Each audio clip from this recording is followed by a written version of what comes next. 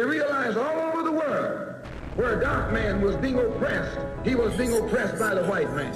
Where the dark man was being exploited, he was being exploited by the white man. So they got together under this basis, that they had a common enemy.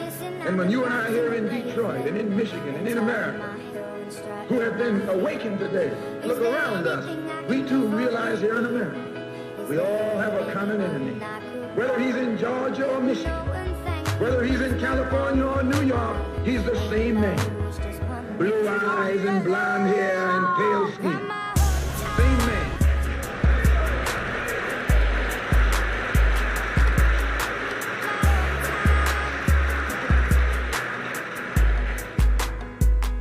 Don't let the enemy know that you got to disagree. Instead of us airing our differences in public, we have to realize we're all the same family. And when you have a family squabble, you don't get out on the sidewalk. If you do, everybody calls you uncouth, unrefined, uncivilized, savage. If you don't make it at home, you settle it at home. You get in the closet, argue it out behind closed doors. And then when you come out on the street, you pose a common front, a united front. And this is what we need to do in the community and in the city and in the state. We need to stop airing our differences in front of the white man.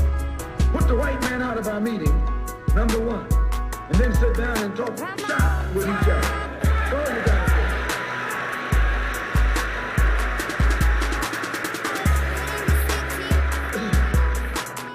to do. These Negroes aren't asking for no nation. We're trying to crawl back on the plantation.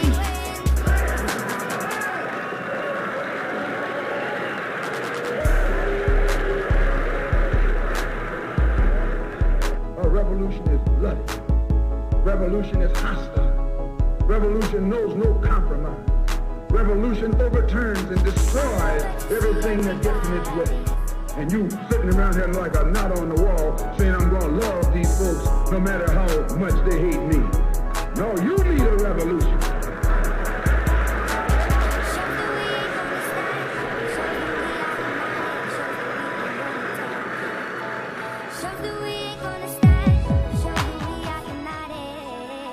In the last 500 years, black people in this area of the world, we can say that there's no such thing as black culture. What there is what the system of racism, white supremacy, programs black people to do. You see, in other words, if the system of racism, white supremacy says, you are not going to be scientists. You are not going to be highly functioning doctors and lawyers and teachers. You are not going to have stable family life. You are not going to respect sex. Now your role is to entertain me. So you can jump up and down and sing. You can dance, and yes, you're good at sports. You can do that in some venues. That's what I'm going to allow you to do. I'm not going to allow you to have stable communities, because if you have a Tulsa, Oklahoma, I'm going to burn that down. If you think you're going to stabilize a so-called middle-class community and you're going to have a home that's mortgaged, I'm going to see that those mortgages are foreclosed so that you can be into family dissolution, place of living dissolved. So what we can say is that we have an imposed culture under the power dynamics of racism, white supremacy. See, I can see right now in my mind the picture of Beyonce with her legs wide open at the Super Bowl for last year.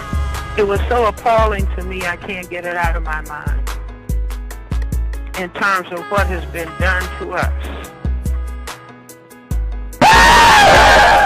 You understand what I'm saying? So we would be wiser. No, we are trying to get ourselves to the point where we can establish what we would then call black culture,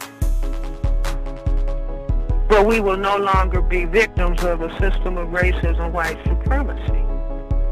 So once the system of racism, white supremacy has been replaced with a system of justice, that's when we will start talking about our culture. That's when we will begin talking about who we really are as black people.